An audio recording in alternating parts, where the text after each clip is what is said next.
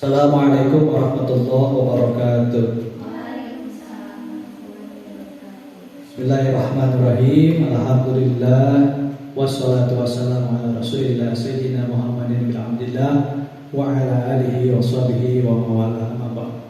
Alhamdulillah, siang hari ini kita masih diberikan kesehatan jasmani dan rohani, terutama nikmat iman serta Islam. Shalawat teriring salam senantiasa dilimpahkan kepada panutan Allah baginda Sayyidina Maulana Muhammad Sallallahu Alaihi Wasallam, juga pada keluarganya, para sahabatnya, para tabiin, tabiut tabiin, alim ulama, dan juga kepada kita selaku umatnya. Mudah-mudahan kita semuanya senantiasa mendapat syafaat yang akan. Amin ya rabbal alamin. Ibu-ibu dan juga bapak sekalian yang saya hormati, pertama-tama perkenalkan saya sebagai CGP Angkatan 9 Yudi Junaidi akan menyampaikan aksi nyata saya dalam kegiatan CGP di modul 1.4. Nah, kegiatan aksi nyata ini adalah salah satu kegiatan wajib yang harus disampaikan dan ditularkan kembali ke rekan-rekan semuanya, sehingga ini menjadi tuntutan bagi para CGP untuk bisa menularkan praktik-praktik baik yang sudah dipelajari kepada rekan-rekan sejawatnya. Nah, pada aksi nyata ini saya akan membahas terkait dengan materi tentang budaya positif. Nah, Bapak Ibu sekalian, bahwa program CGP ini adalah program yang sangat bagus, luar biasa. Nah, Bapak Ibu yang memang ada kesempatan nanti untuk ikut mendaftar, nanti bisa mendaftar di angkatan yang ke-11. Kalaupun saat ini memang belum ada kesempatan, Bapak Ibu nanti bisa mengikuti di angkatan-angkatan selanjutnya. Mudah-mudahan nanti kita bisa berkolaborasi dan juga terus menuntut ilmu, menambah wawasan sebagai bekal kita untuk memerdekakan murid-murid kita. Sebagaimana dari filosofi pendidikan Kajian Dewantara, bahwa kita ini adalah sebagai petani, artinya bahwa guru tugasnya menuntun murid-muridnya untuk mencapai kemerdekaan yang seutuh-utuhnya. Artinya mereka dapat mencapai kesejahteraan secara pribadi dan juga berguna untuk anggota masyarakat lainnya. Nah, ini yang akan saya bagikan, kita sama-sama belajar terkait tentang budaya positif. Nah, budaya positif ini akan menjadi salah satu kebiasaan, akan menjadi salah satu nilai-nilai positif ketika memang murid-murid kita di sekolah sudah mampu memaknai nilai-nilai kebajikan secara universal. Sehingga budaya positif ini memang perlu kita tanamkan sejak dini, perlu kita tanamkan kepada murid-murid kita sejak di awal-awal pembelajaran, sehingga nanti akan menjadi satu proses yang membudaya. Ketika sudah membudaya, maka murid-murid kita tidak perlu lagi kita harus suruh-suruh lagi. Artinya mereka akan berbuat sesuai dengan keyakinannya.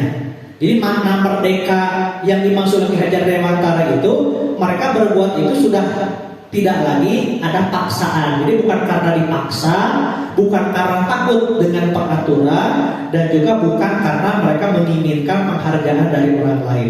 Tetapi tindakan yang dilakukan adalah semata-mata karena mereka percaya dan yakin dengan apa yang mereka lakukan itu akan membawa dampak yang positif di masa yang akan datang.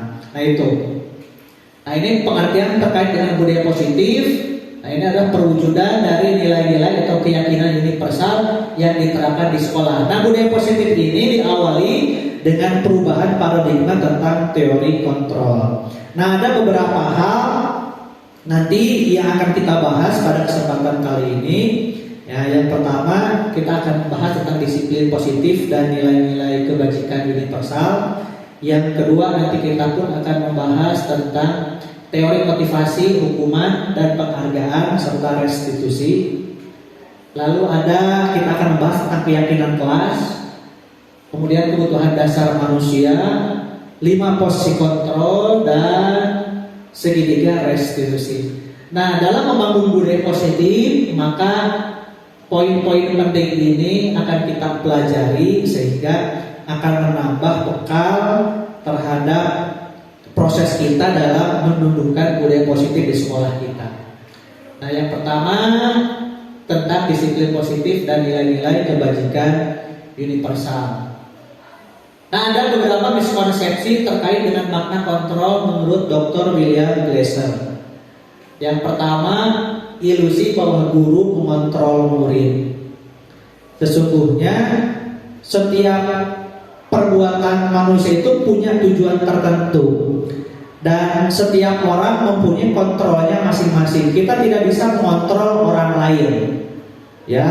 Jadi kalau ada guru bisa mengontrol anak, itu sebetulnya ilusi atau miskonsepsi. Sebetulnya bukan guru yang mengontrol anak, tetapi anak yang memberikan peluang kepada guru, mengizinkan guru untuk mengontrol dirinya, ya. Jadi bukan guru mengontrol murid. Kita tidak bisa mengontrol setiap orang karena yang mengontrol itu adalah dirinya masing-masing. Ya, murid kita bertindak, berperilaku sesuai dengan kehendaknya masing-masing. Guru tidak bisa serta-merta mengontrol murid melakukan apa yang kita inginkan. Itu tidak bisa menurut teori kontrol. Kemudian ilusi bahwa semua penguatan positif efektif dan bermanfaat. Nah, bahwa penguatan juga tidak selalu efektif dan bermanfaat. Ketika kita selalu memberikan penguatan, maka akan timbul nanti yang namanya ketergantungan. Ya, jadi anak tergantung, akhirnya tidak mandiri karena ada embel-embel, ada iming-iming ingin sesuatu di ujungnya. Ya. Lalu ilusi bahwa kritik dan membuat orang merasa bersalah dapat menguatkan karakter. Ini juga hal miskonsepsi yang sering terjadi. Lalu yang keempat, ilusi bahwa orang dewasa memiliki hak untuk memaksa. Nah, ini juga adalah hal-hal yang tidak mungkin sebetulnya, walaupun itu ke anak kita sendiri. Ya, karena yang memiliki kontrol itu adalah diri mereka masing-masing, bukan orang lain. Nah, ini dalam membangun budaya positif maka harus ada perubahan paradigma pola pikir yang harus kita rubah. Yang pertama, dari stimulus respon, realitas kebutuhan kita sama. Padahal kenyataannya bahwa kebutuhan kita itu berbeda-beda, termasuk kebutuhan murid kita. Murid dengan jumlah 40 siswa, maka akan ada 40 kebutuhan, akan ada 40 karakter yang perlu dipelajari oleh Bapak dan Ibu guru.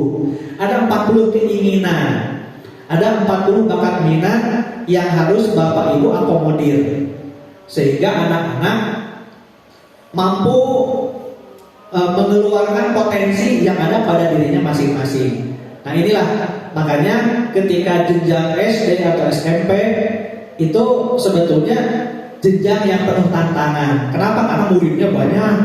Beda dengan jenjang TK. Kalau jenjang TK muridnya sedikit, anak-anaknya mudah diarahkan. Artinya Bapak Ibu guru TK sangat lebih mengenal karakter anak didiknya dibandingkan dengan SD ataupun apalagi SMP. Karena sudah mata pelajaran, kita sulit sekali untuk mengenal karakter-karakter peserta didik kita. Ya, kalau SD masih mending karena setiap hari dengan guru kelas. Tapi kalau sudah SMP, SMA, karena sudah ganti-ganti kelas, maka untuk mengenali karakter anak itu memang sangat sulit. Kemudian semua orang melihat hal yang sama. Padahal setiap orang itu memiliki gambaran yang berbeda. Ya, ini yang harus kita pahami bahwa setiap orang memiliki gambaran berbeda. Semua orang mempunyai pandangan yang berbeda. Menurut Bu Iska mungkin bakso suket enak kata Bu Iska, tapi belum tentu kata Bu Isma enak. Ya, punya pandangan yang berbeda. Ya, jadi beda-beda. Nah, itu tergantung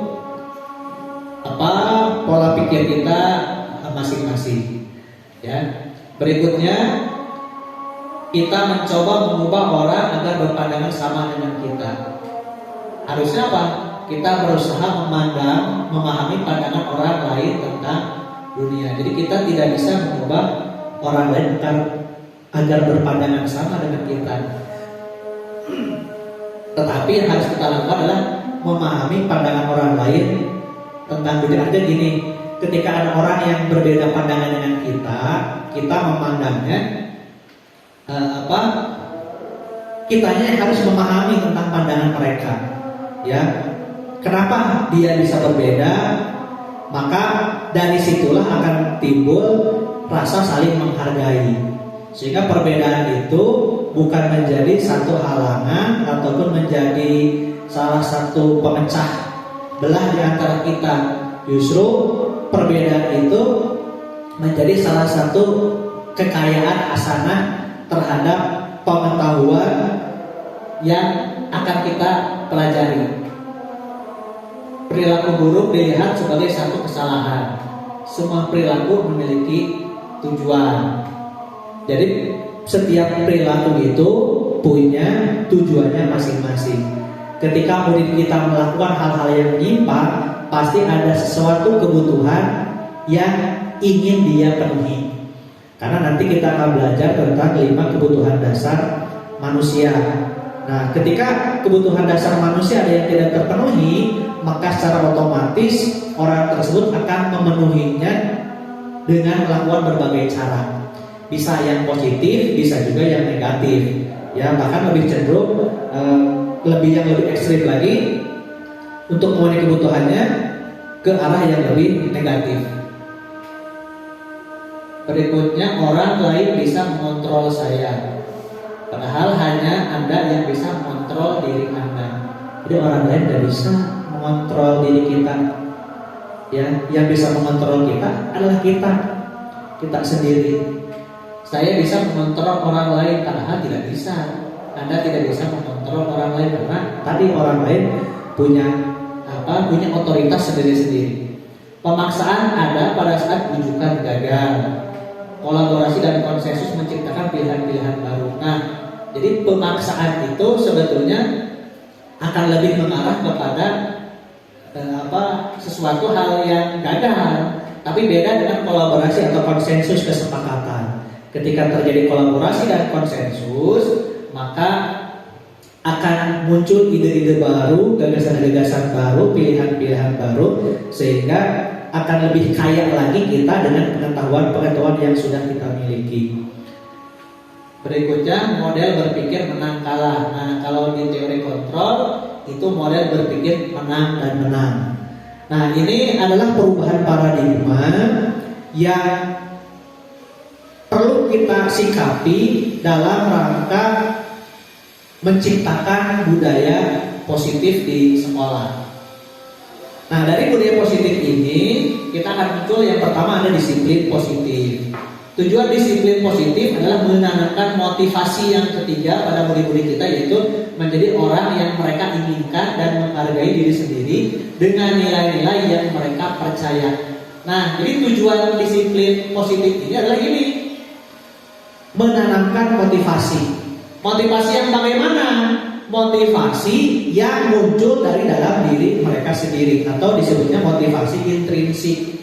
Biasanya ketika seseorang melakukan sesuatu karena ada motivasi dari luar, maka perbuatan yang dilakukan itu tidak akan bertahan lama. Ya, misal ketika murid kita melakukan tidak masuk kesiangan, karena biasanya di belakangnya ada sesuatu, misalnya karena ada hukuman, atau karena ada pembina OSIS, atau ada guru kelas. Nah, ketika si guru kelas yang tidak ada, maka anak itu akan melakukan hal yang lain karena dia takutnya karena seseorang, takutnya karena takut dihukum. Jadi timbulnya bukan karena kesadaran dari diri sendiri, sehingga perilaku yang ditimbulkan pun tidak akan bertahan lama. Nah, disiplin positif di sini adalah untuk menjadikan agar mereka ini menghadapi diri sendiri dengan nilai-nilai yang mereka percaya, sehingga ketika mereka melakukan sesuatu dengan kepercayaan atau keyakinan yang mereka tahu, yang mereka miliki, itulah yang menjadikan perbuatan mereka itu akan bertahan lama karena tidak ada unsur paksaan, mereka melakukan secara sukarela. Dan disiplin ini sebagai bentuk kontrol diri, yaitu belajar untuk kontrol diri agar dapat mencapai tujuan yang mulia.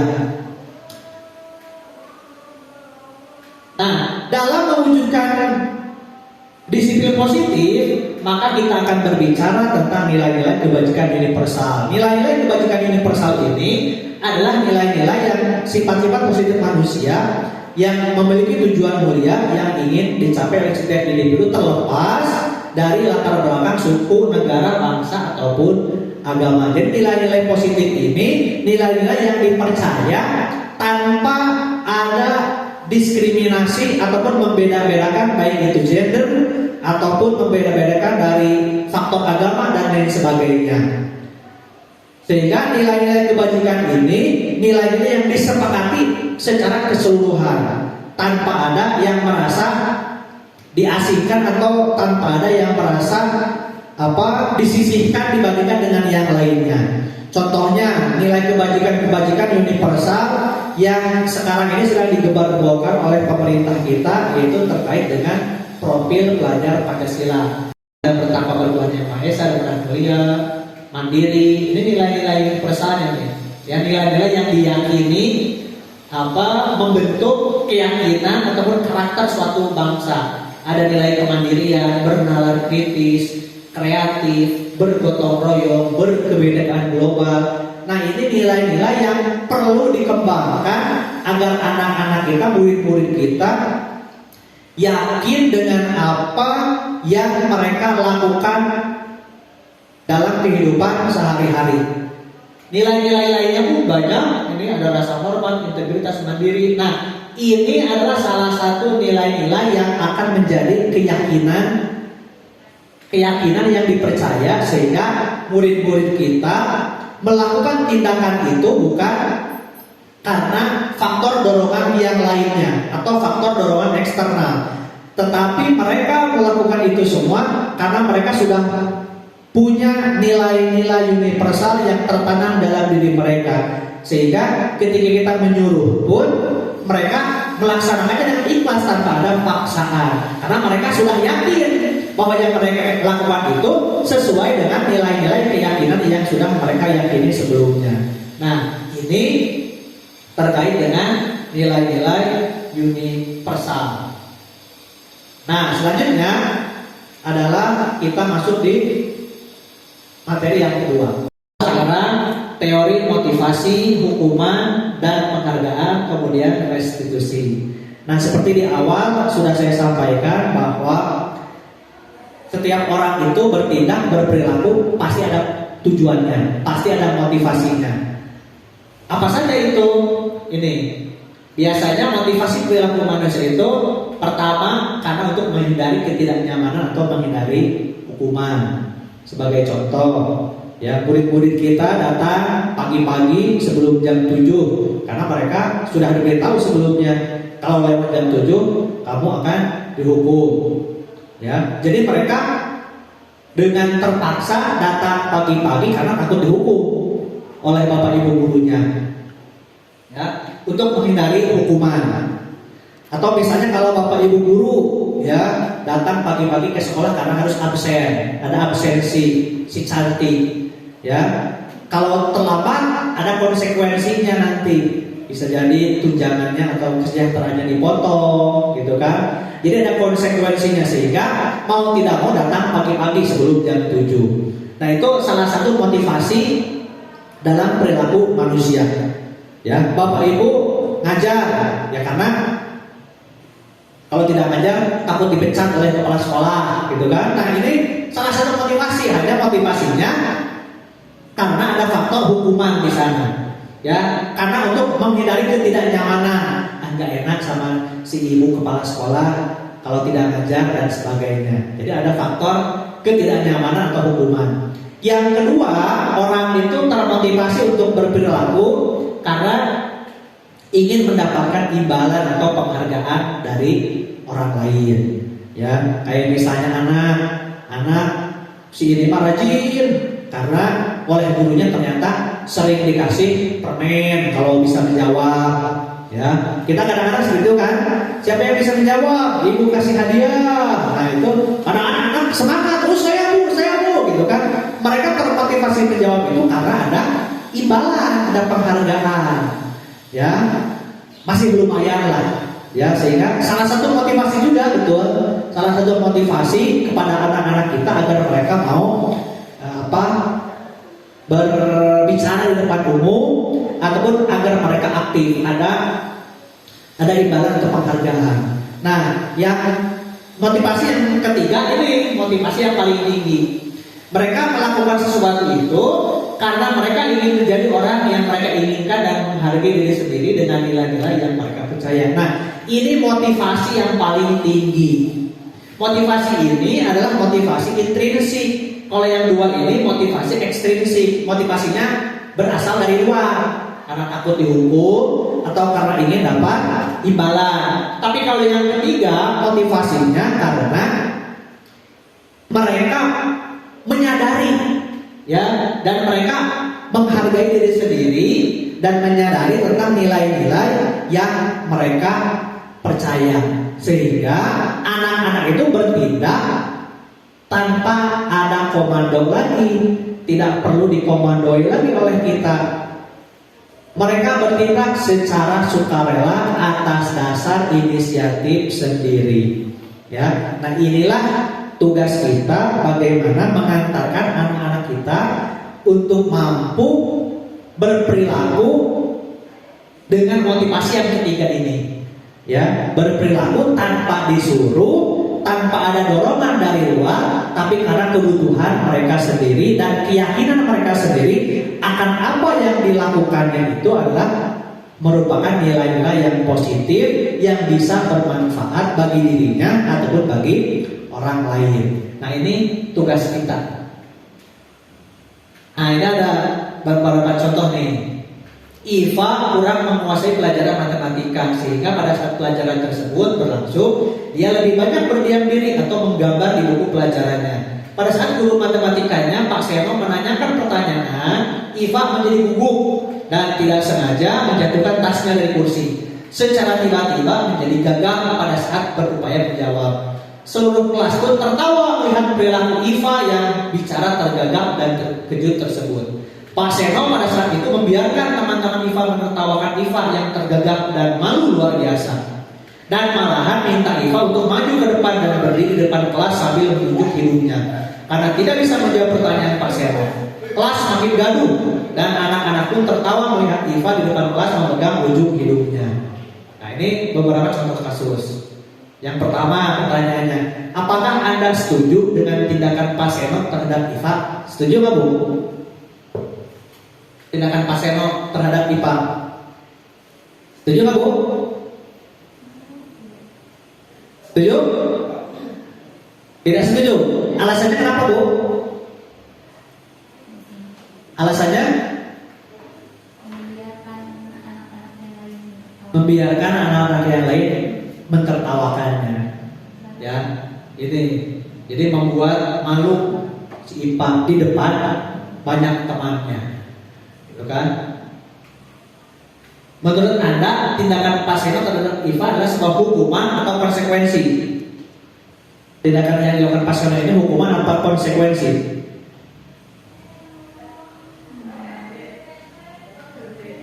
Hah? Hukuman. ya, hukuman. Nah, kita akan bahas tentang hukuman dan konsekuensi. Jadi hukuman ini bersifat tidak terencana atau tiba-tiba. Jadi hukuman spontanitas biasanya. Anak-anak buang sampah sembarangan. Woi, kamu buang sampah sembarangan, push up 5 kali. Nah, secara tiba-tiba tanpa ada kesepakatan sebelumnya. Anak atau murid tidak tahu apa yang akan terjadi dan tidak dilibatkan. Hukuman bersifat satu arah dari guru saja. Dan murid hanya menerima satu hukuman tanpa melalui kesepakatan atau pengarahan dari pihak guru, baik sebelum atau sesudahnya. Hukuman yang diberikan bisa berupa fisik maupun psikis. Murid disakiti oleh suatu perbuatan atau kata-kata. Nah, kayak tadi si Iva memang tidak secara fisik, tapi secara psikis dia merasa dipermalukan di depan teman-temannya. Nah, itu juga hukuman. Ya, berbeda dengan konsekuensi. Kalau konsekuensi sudah terencana atau sudah disepakati, sudah dibahas dan disetujui oleh murid dan guru. Umumnya bentuk-bentuk konsekuensi dibuat oleh pihak guru atau sekolah dan murid sudah mengetahui sebelumnya. Konsekuensi akan diterima bila ada pelanggaran. Konsekuensi biasanya diberikan berdasarkan suatu data. Misalnya nih, yang dapat diukur. Kalau 3 kali kamu kesiangan, kamu akan dihukum apa, gitu kan, misalnya ya. Atau murid melakukan kegiatan di luar kegiatan pembelajaran, misalnya ngobrol, maka murid tersebut akan kehilangan waktu bermain dan harus menyelesaikan tugas karena ketertinggalannya. Peraturan dan konsekuensi yang mengikuti ini sudah diketahui sebelumnya oleh murid. Sikap guru di sini senantiasa meminta murid. Jadi kalau konsekuensi sudah menjadi satu kesepakatan antara guru dan murid tahu apa yang akan diterimanya ketika melakukan pelanggaran tersebut. Nah, sekarang kita akan cek tindakan guru. Mencatat 100 kali di dalam buku, saya tidak akan terlambat lagi karena terlambat. Ini hukuman apa konsekuensi? Hukuman. Wah, berarti sudah paham ya. Jadi sebetulnya hukuman itu tidak efektif diberikan kepada anak yang melakukan pelanggaran. Terus harus bagaimana? Nanti ada solusinya, yaitu dengan disebut restitusi. Nanti ada restitusi. Ya, jadi hukuman itu tidak efektif. Ya, termasuk penghargaan juga tidak efektif. Jadi hukuman dan penghargaan itu adalah salah satu 2 tindakan yang sering kita lakukan, tapi pada dasarnya adalah hal yang tidak akan efektif merubah perilaku anak. Tapi kalau sekali-kali boleh, bukan dilarang, sesekali boleh, tapi merupakan hal yang kurang efektif. Berikutnya, lari mengelilingi lapangan basket 2 kali karena terlambat hadir di sekolah. Hukuman apa konsekuensi? Hukuman. Wah, pintar. Membersihkan coretan yang dibuatnya di meja tulis. Hukuman apa konsekuensi? Konsekuensi. Jadi kalau konsekuensi itu ada apa? Ada tanggung jawab di dalamnya. Kalau tadi hukumannya satu arah, udah kamu salah, push up ya, tapi tidak ada upaya untuk memperbaiki. Nah disitulah nanti restitusi, ya. Jadi tidak ada upaya restitusi sebagai bentuk tanggung jawab. Kalau konsekuensi ada bentuk tanggung jawab misalnya. Murid push up, menggunakan masker di sekolah. Hukuman. Ya. Menggantikan kertas tugas teman yang tadi coret-coret. Konsekuensi. Langsung nyambung ya. Berjemur di lapangan basket pukul 12 siang karena ngobrol. Hukuman. Murid diminta bertelanjang kaki sepanjang hari karena tidak pakai sepatu. Konsekuensi apa hukuman? Hukuman. Sepanjang hari tidak pakai sepatu warna hitam. Ya, ini hukuman. Kalau konsekuensi mah pulang ke rumah bawa lagi sepatu. Berdiri depan kelas sambil mengangkat satu kaki karena tidak bisa menjawab. Hukuman. Membersihkan tumpahan air di meja tulis karena tersenggol. Konsekuensi. Kehilangan 10 menit jam istirahat untuk mengerjakan tugas karena terlambat datang dan tertinggal belajar 10 menit. Konsekuensi. Duduk di bangku di pinggir lapangan pada saat jam istirahat. Tidak diizinkan bermain oleh guru piket karena mencederai teman saat bermain di lapangan. Hukuman apa konsekuensi? Duduk di bangku pinggir lapangan pada saat jam istirahat. Tidak diizinkan oleh guru piket karena mencederai teman yang bermain lapangan. Hukuman ya? Hukuman. Hukuman apa konsekuensi? Duduk di bangku di pinggir lapangan pada saat jam istirahat. Tidak diizinkan oleh guru piket karena mencederai teman. Ini harusnya hukuman. Ya, konsekuensi hukuman. Terlambat hadir pembelajaran daring 15 menit dan minta untuk tinggal 15 menit sesudah kelas usai. Konsekuensi. Lari mengambil lapangan basket 2 kali karena terlambat 10 menit untuk pelajaran PDOK. Hukuman apa konsekuensi? Pelajaran PDOK. Nah, ini termasuk konsekuensi karena kaitannya dengan pelajaran olahraga. Ya. Kalau bukan batu. Terakhir membersihkan WC karena mengatakan pensil kawannya, hukuman. Ya, nah ini adalah hukuman dan konsekuensi. Nah, konsekuensi itu mirip dengan restitusi. Jadi restitusi itu adalah proses menciptakan kondisi bagi murid untuk memperbaiki kesalahan mereka. Jadi yang kita lakukan itu seharusnya adalah kita melakukan restitusi. Bahasa kerennya restitusi. Kalau dalam bahasa hukumnya restitusi itu pemulihan hukuman.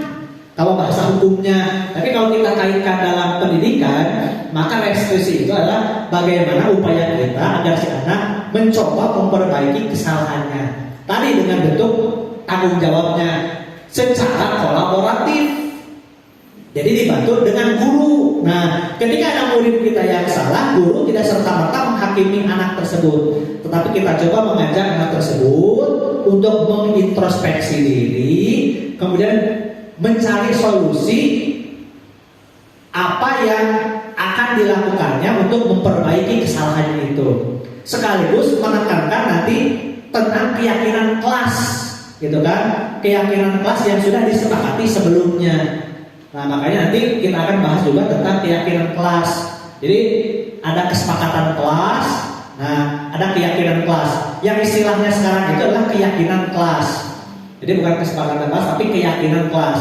Di mana keyakinan kelas itu terdiri dari nilai-nilai yang diakui, nilai-nilai yang disepakati bersama terkait yang tadi nilai-nilai universal itu. Ya. Ini kita masuk ke ciri-ciri restitusi. Yang pertama bukan untuk menebus kesalahan, namun untuk belajar kesalahan. Jadi kita mencoba memberikan jalan keluar kepada anak dalam rangka agar anak itu belajar dari kesalahannya. Yang kedua, memperbaiki hubungan. Yang ketiga, restitusi ini adalah tawaran, bukan paksaan. Lalu restitusi ini menuntun untuk melihat ke dalam diri. Jadi ini lebih ke introspeksi diri sih. Ya, jadi seperti kalau tadi kayak si Umar itu kudu dari jero utama, ya agak dalam tuh proses menuntunnya. Ya, berarti ada kebutuhan dasar yang ingin dia penuhi sebetulnya, makanya dia melakukan hal seperti itu. Ya, jadi ini lebih kepada apa? BK juga ada nih restitusi, ya, mencari kebutuhan dasar yang mendasari tindakannya. Nah ini, makanya nanti ada 5 kebutuhan dasar tentang manusia. Salah satunya kesenangan, kebebasan. Mungkin si Umam salah satunya itu ingin merasa bebas. Jadi kebutuhan dasar dia tentang kebebasan, akhirnya dia luangkan di sekolah dengan cara-cara yang seperti itu, gitu.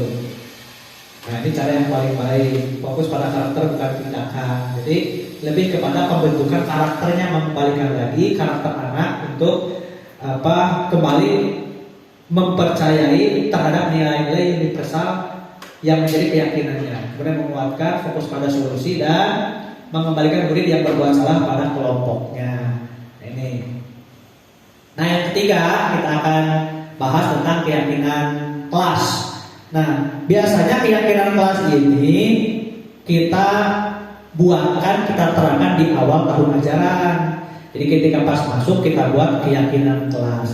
Biasanya keyakinan kelas ini pun bermula dari peraturan kelas.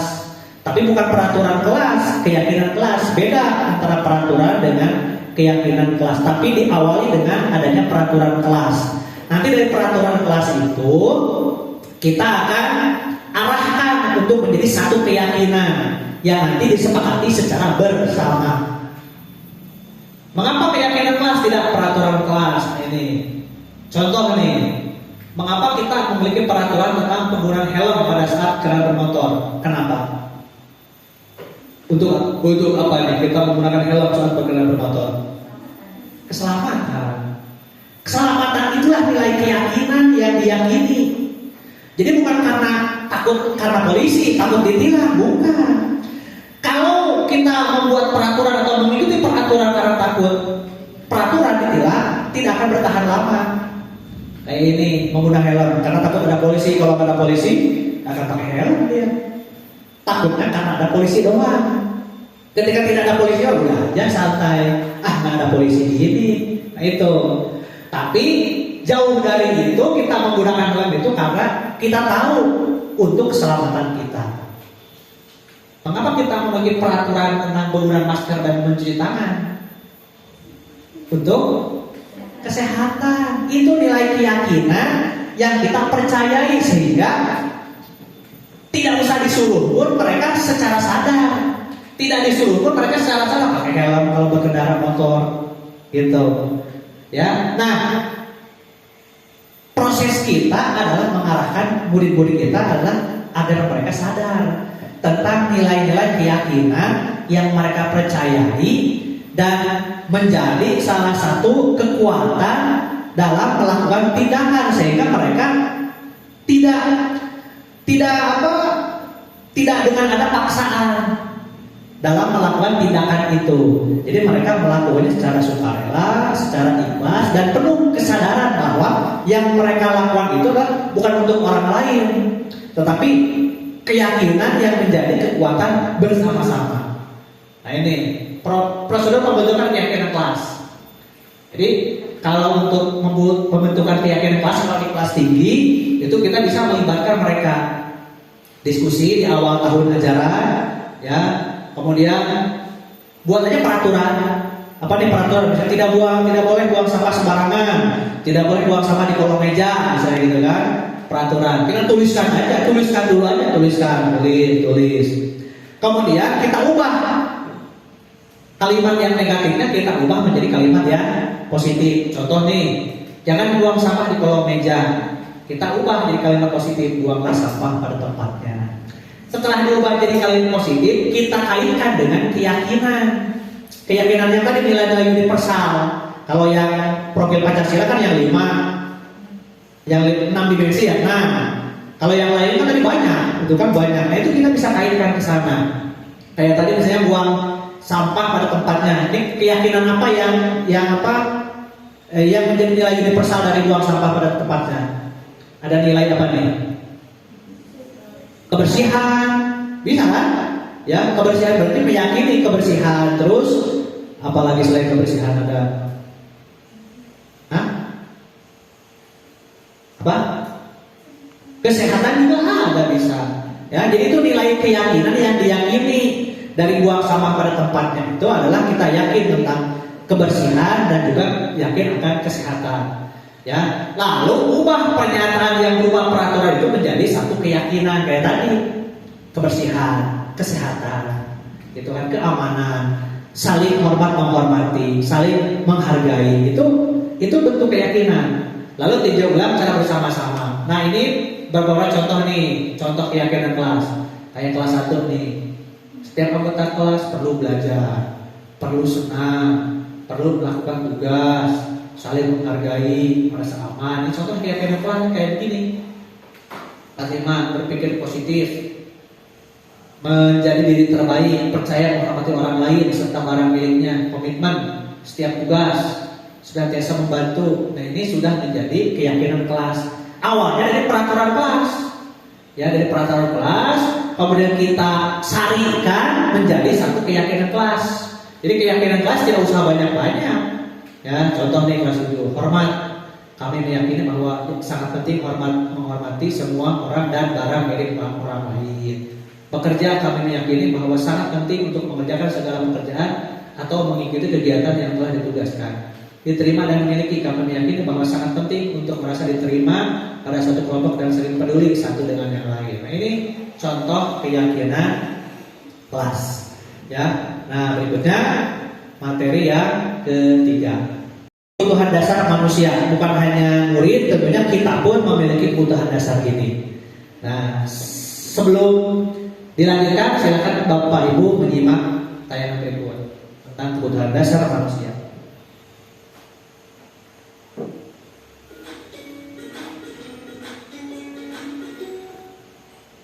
Salam dan bahagia Ibu dan Bapak guru hebat. Untuk membangun budaya sekolah yang positif dengan lingkungan yang aman dan mendukung murid untuk menjadi pribadi yang berdaya, seimbang, dan bahagia, salah satu upaya yang dapat dilakukan oleh guru adalah memahami kebutuhan dasar yang mendasari perilaku murid. Pada video kali ini, kita akan membahas tentang 5 kebutuhan dasar manusia.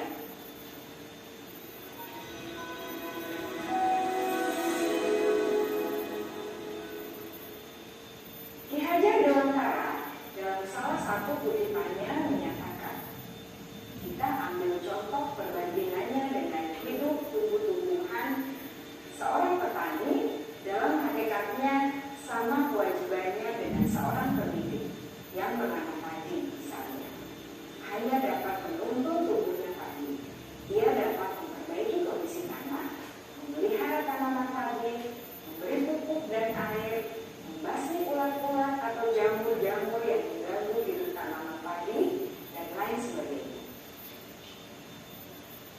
Ketika guru memahami kebutuhan apa yang mendasari perilaku murid, dan guru berusaha menuntun dan mendukung murid dalam memenuhi kebutuhannya secara positif, pada hakikatnya guru tersebut ibarat seorang petani yang sedang berusaha memahami kebutuhan masing-masing tanaman.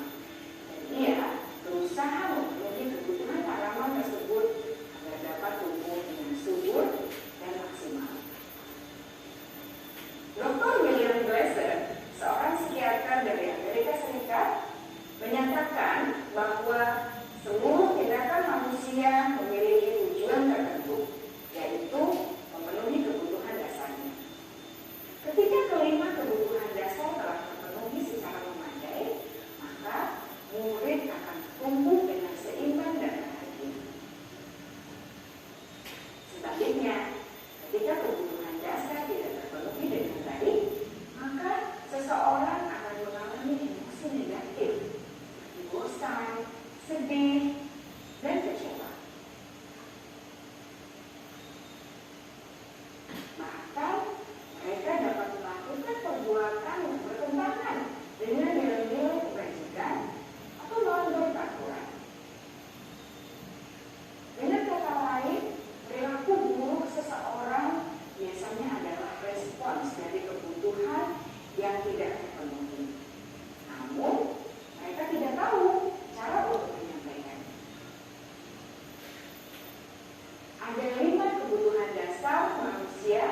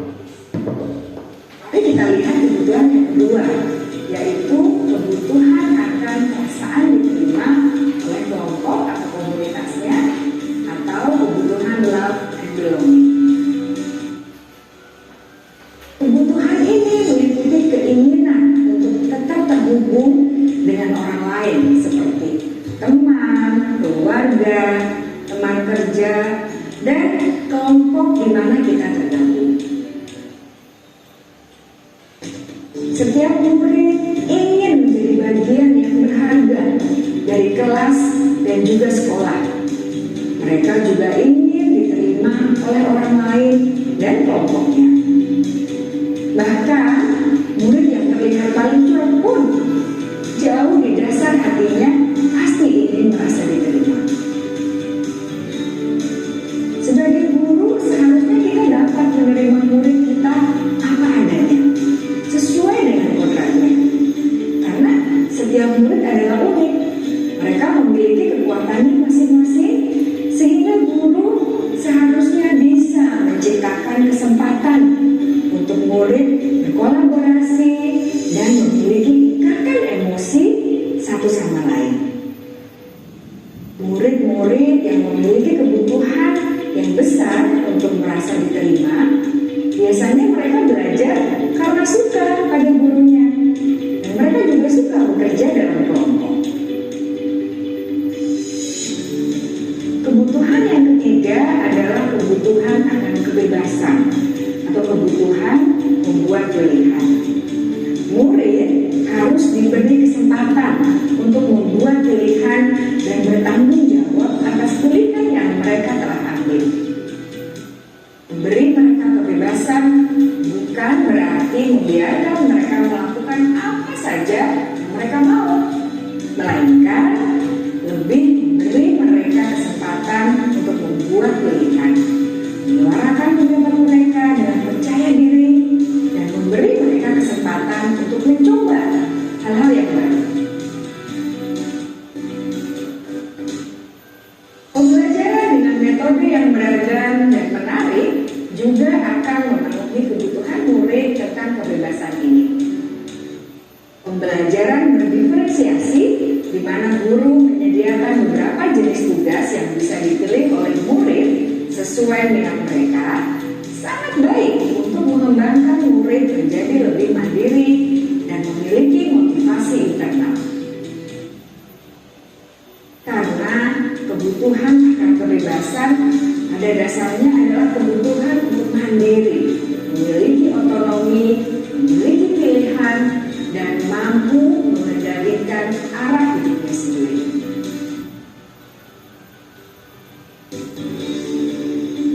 Kebutuhan yang keempat adalah kebutuhan akan kesenangan. Bayangkan Bapak Ibu hidup tanpa rasa senang, betapa menyedihkannya. Glasser menghubungkan kebutuhan akan kesenangan dengan belajar. Jangan sepelekan kebutuhan murid untuk merasa senang di kelas. Sebagai guru, jangan ragu-ragu untuk dengan sengaja memasukkan kegiatan yang menyenangkan dalam kelas. Murid-murid dengan kebutuhan dasar kesenangan yang tinggi ingin menikmati apa yang mereka lakukan. Mereka juga konsentrasi tinggi saat mengerjakan hal-hal yang disenangi.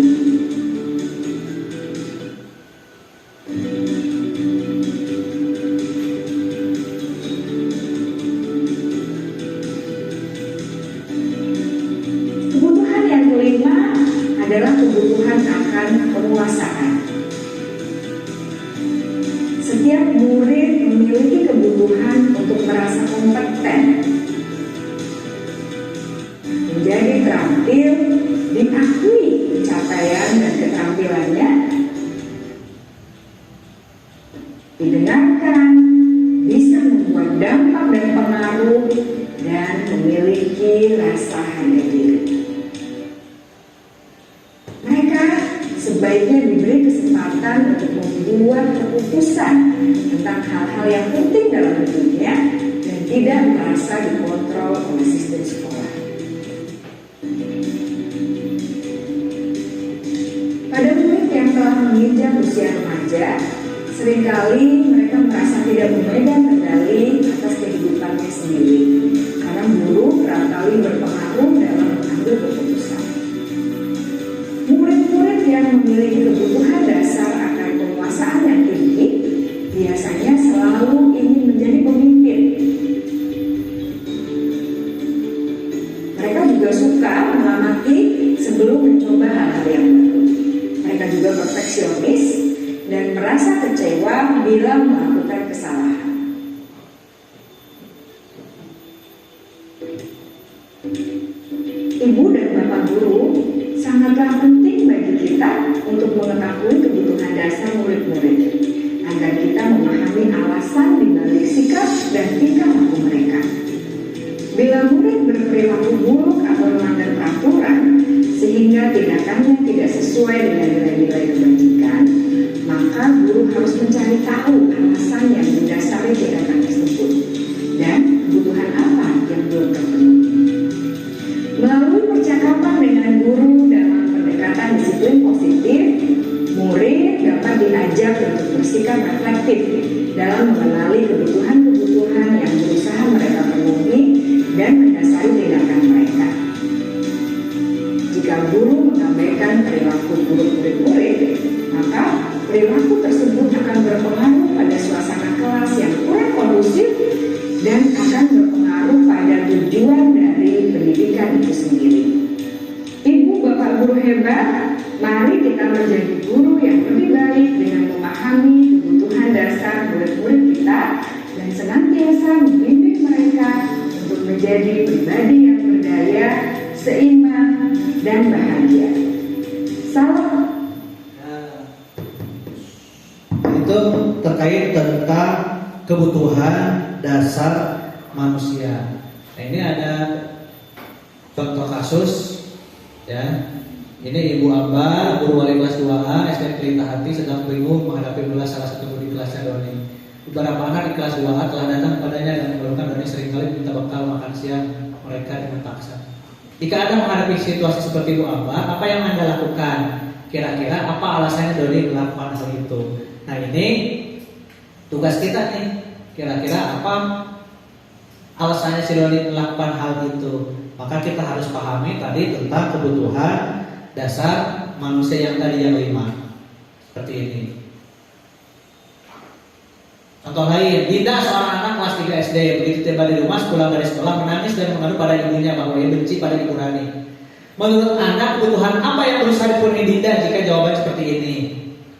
Jika gini si Dinda, ibu guru bilang aku tidak boleh bersenandung sewaktu mengerjakan tugas. Katanya kelas harus tenang, tidak ada suara.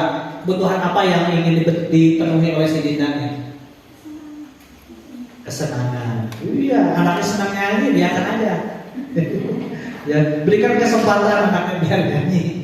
Ya. Ibu guru tidak menyapaku hari ini, padahal aku pakai jepit rambut yang baru. Kebutuhan apa nih? Diterima, kasih sayang. Kadang-kadang anak melakukan sesuatu itu kadang-kadang bisa juga karena butuh kasih sayang, atau karena juga bisa caper ke gurunya. Karena di rumah mungkin tidak ada sosok yang menyayanginya atau tidak ada sosok yang memperhatikannya, akhirnya dilampiaskannya di sekolah dengan tindakan-tindakan yang tadi, tindakan-tindakan yang negatif. Padahal dia ingin memenuhi kebutuhan dasarnya, gitu. Aku bosan, masa belajar cuma gitu-gitu aja, dengerin ibu guru aja. Kan ini kebutuhan apa nih? Yang bebas.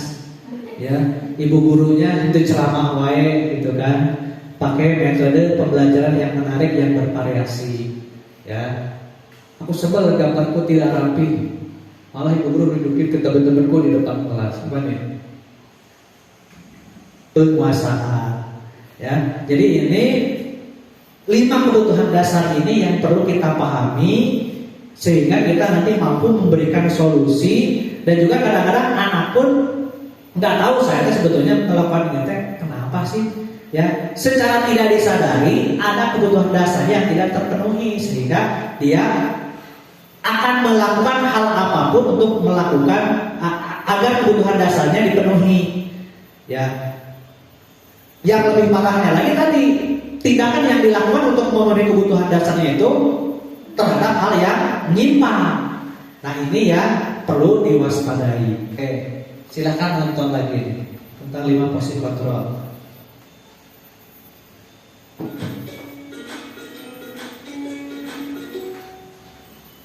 Salam bahagia ibu dan bapak guru hebat. Dalam penerapan disiplin positif restitusi, salah satu program yang dikembangkan adalah 5 posisi kontrol.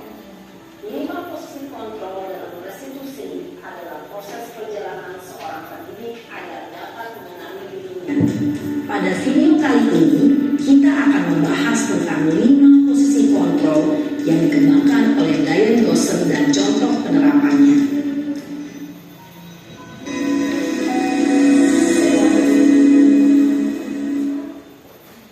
5 posisi kontrol itu adalah: 1. Posisi penghukum.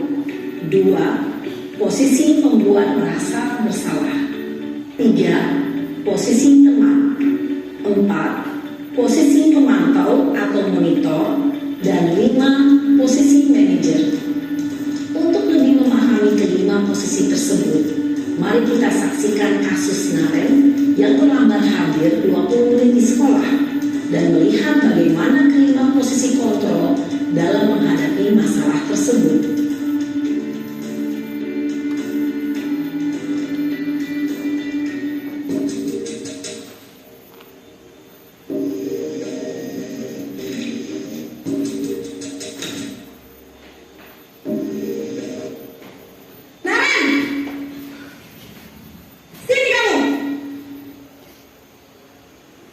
Selamat pagi, Bu. Selalu terlambat. Kamu deh, pasti terlambat. Maaf, Bu. Saya Apa? Apa coba? Alasan kamu apa lagi? Kapan sih kamu tidak terlambat? Malas sekali ya kamu jadi anak. saya Dasar pemalas. Gak kapok-kapok sih kamu. Sudah berapa kali terlambat? Sana, kamu keliling lapangan basket 2 kali. kenapa saya harus keliling lapangan basket, Bu? Kenapa? Kamu kelewat ibu. Berani-beraninya jawab. Sudah terlambat, masih berani jawab pula. Sekarang, keliling lapangan basket 5 kali sekalian. Biar kapok. Cepat. Pergi sana ke lapangan basket. Posisi penghukum biasanya berbicara dengan nada tinggi, menghardik, menunjuk-nunjuk, menyakiti, dan menyindir. Hukuman bisa berupa fisik maupun psikis. Ibu dan bapak guru hebat. Dampak yang terjadi pada murid ketika guru berada pada posisi penghukum adalah murid cenderung akan memberontak, bahkan menyimpan dendam.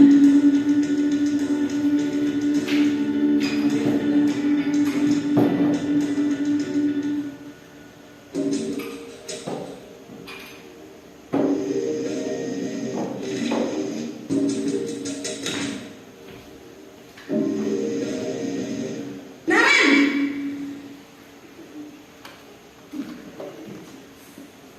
Selamat pagi, Bu. Naren. Kamu kenapa terlambat lagi, nak? Ya Tuhan, Naren. Kamu senang ya bikin ibu susah ya? Kalau kamu terlambat lagi, nanti ibu yang ditegur bapak kepala sekolah, nak. Disangka ibu tidak bisa membina kamu. Duh, gimana ini? Maaf, Bu. Duh, Gusti Naren. Kamu suka ya kalau ibu ditegur bapak kepala sekolah? Terus, sekarang ibu harus tulis apa ini di buku absen?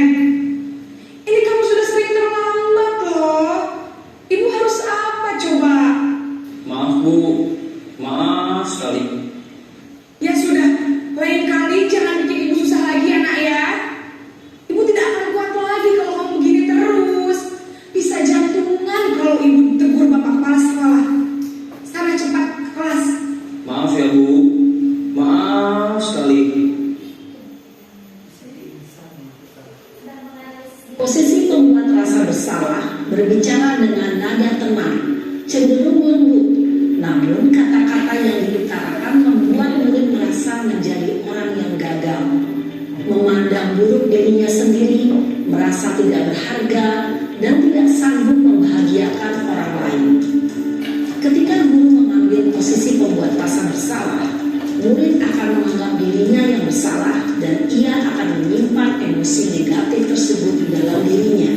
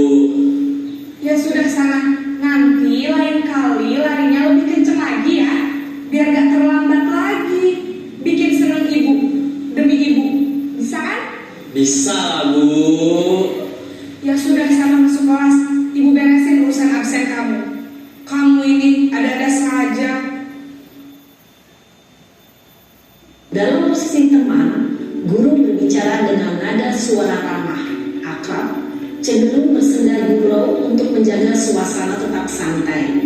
Murid akan merasa senang, aman, dan akrab dengan guru.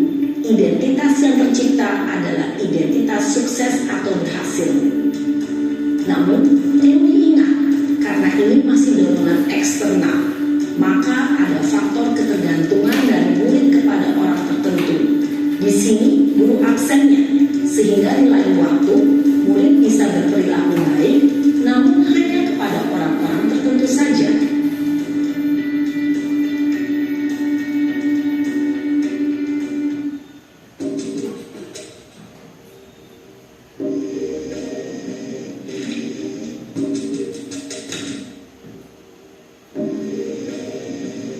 Naren,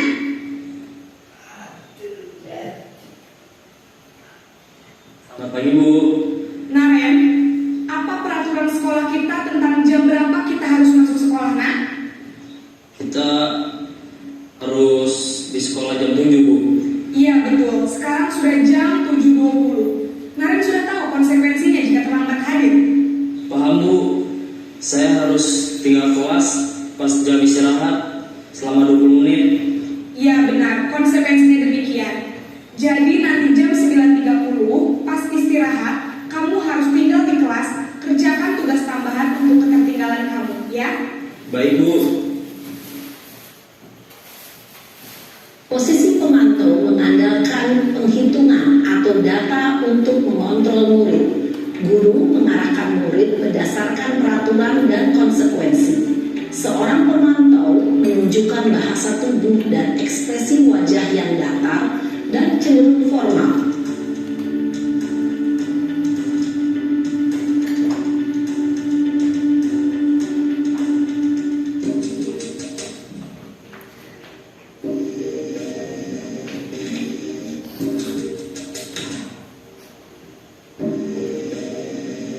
Naren!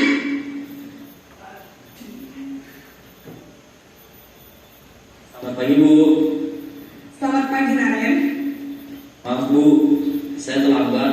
Iya, sekolah masuknya jam 7, sekarang sudah jam 7.20. Jadi sekarang bagaimana nih Naren? Maaf Bu, saya lupa alarm saya semalam. Baiklah, menurut kamu, keyakinan sekolah yang mana yang perlu kamu tingkatkan? Menghargai diri sendiri dan orang lain mungkin ya Bu.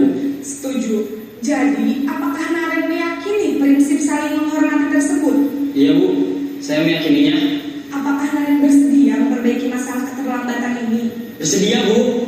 Bagaimana kamu akan perbaiki masalah keterlambatan ini? Saya akan coba untuk tidak lupa menyetel alarm saya Bu. Baik, kalau Naren lupa menyetel alarm di rumah, ada orang yang kira-kira bisa bantu mengingatkan tidak? Ada Bu, kakak saya, Kak Emma. Ada lagi selain Kak Emma? Selain Kak Emma, ada ibu saya. Baik, jadi yang mengingatkan Naren adalah Kak Emma dan ibu kamu ya? Kira-kira akan mulai set alarm kapan nih Naren? Setelah pulang sekolah, akan segera saya lakukan. Baik, jadi Naren akan setel alarm untuk bangun besok pagi dan akan diingatkan oleh kakak dan ibunda Naren ya. Ada lagi yang mungkin perlu dilakukan Naren agar tidak terlambat bangun lagi? Tidak ada Bu. Baik Naren, terima kasih untuk kerjasama kamu. Sekarang kamu perlu kembali ke kelas untuk belajar. Baik Bu, terima kasih. Posisi manajer adalah posisi kontrol yang disarankan untuk membimbing murid memiliki sikap disiplin yang positif, yaitu murid yang mandiri, bertanggung jawab, dan dapat memecahkan masalah. Tujuan dari posisi ini adalah agar murid dapat berefleksi atas tindakannya. Guru akan dengan tulus memberikan pertanyaan-pertanyaan bermakna, sehingga membuat murid dapat belajar dari kesalahannya dan mencari sebuah solusi untuk menyelesaikannya.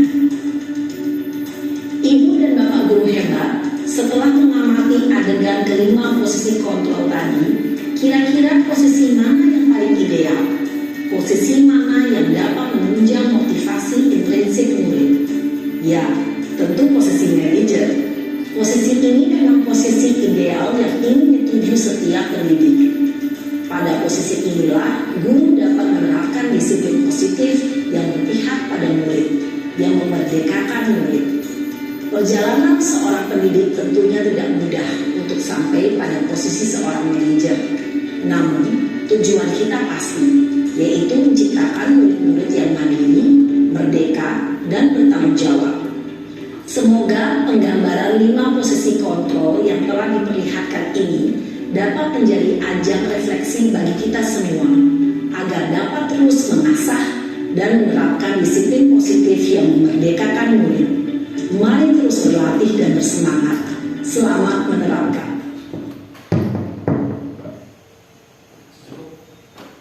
Ya, nah itu 5 posisi kontrol guru dalam menghadapi siswa. Contoh itu dalam siswa yang terlambat. Ada di posisi manakah Ibu Iska? Iska?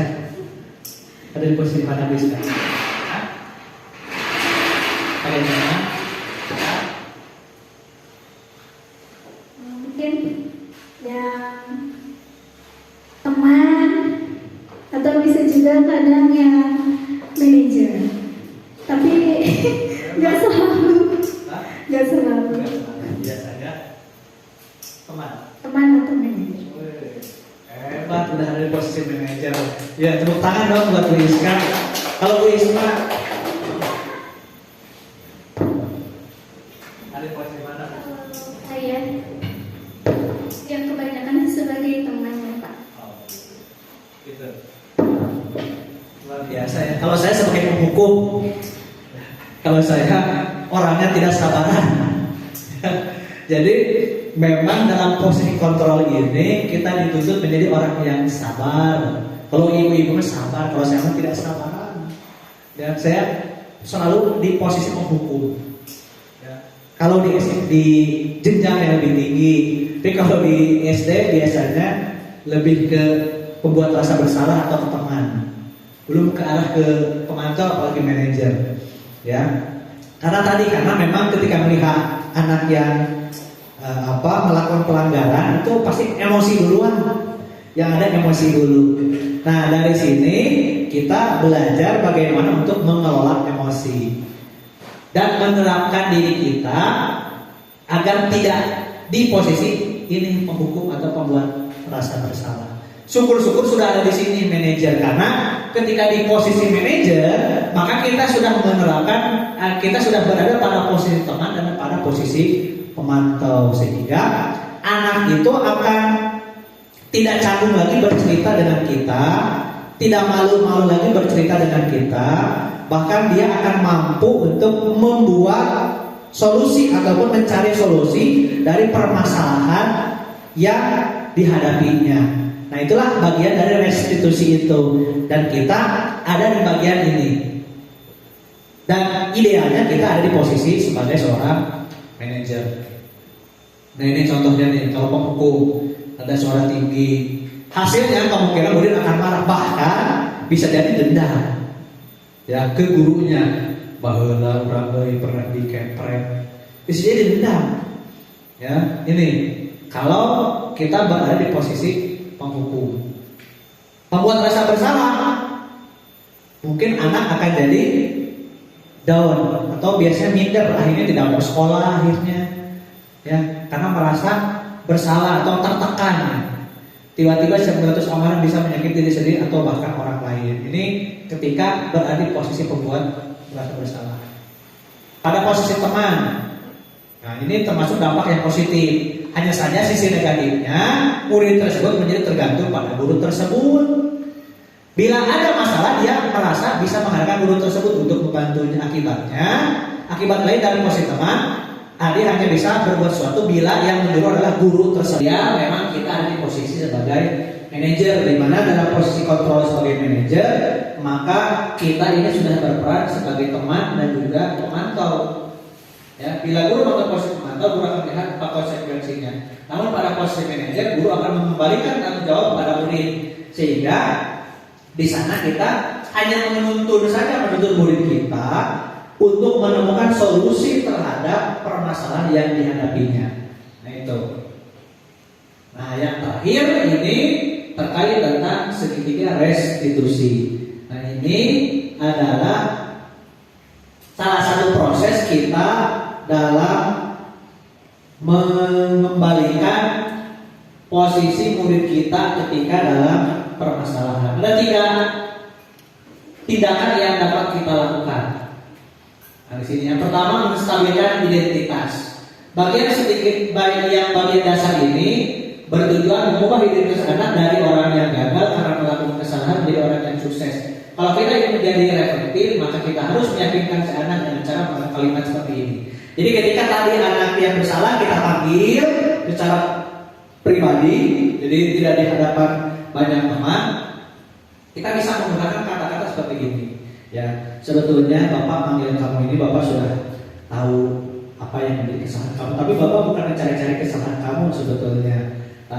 Ya, tapi Bapak ingin kita mencari solusi dari permasalahan yang sedang kamu hadapi seperti ini. Nah, ini untuk menstabilkan identitas, jadi menggunakan pertanyaan ataupun bahasa-bahasa yang seperti teman. Kita tidak menghukum, menghakimi anak, tidak juga membuat si anak itu merasa bersalah, tapi kita ingin mencoba membangun agar si anak itu mampu nanti menciptakan, menghasilkan sebuah solusi atas apa yang menjadi permasalahan itu. Lalu validasi tindakan yang salah. Setiap tindakan dilakukan dengan satu tujuan, yaitu memenuhi kebutuhan dasar. Kalau kita memahami kebutuhan dasar apa yang mendasari sebuah tindakan, kita akan bisa menemukan cara-cara paling efektif untuk memenuhi kebutuhan tersebut. Biasanya kalimat yang digunakannya nih, padahal kamu bisa melakukan yang lebih buruk dari ini ya. Kamu pasti punya alasan mengapa melakukan hal itu. Nah, ini yang jarang kita tanyakan, kenapa sih kamu melakukan hal seperti itu, ada apa? Coba sampaikan kepada ibu, kepada bapak, kenapa kamu melakukan hal yang seperti itu. Kamu patut bangga pada dirimu sendiri karena kamu telah melindungi sesuatu yang penting buatmu. Kamu boleh mempertahankan sikapmu, tapi kamu harus menambahkan sikap yang baru. Jadi biasanya pada saat validasi tindakan salah ini, kita mencoba untuk menggali lagi tentang apa yang dilakukannya.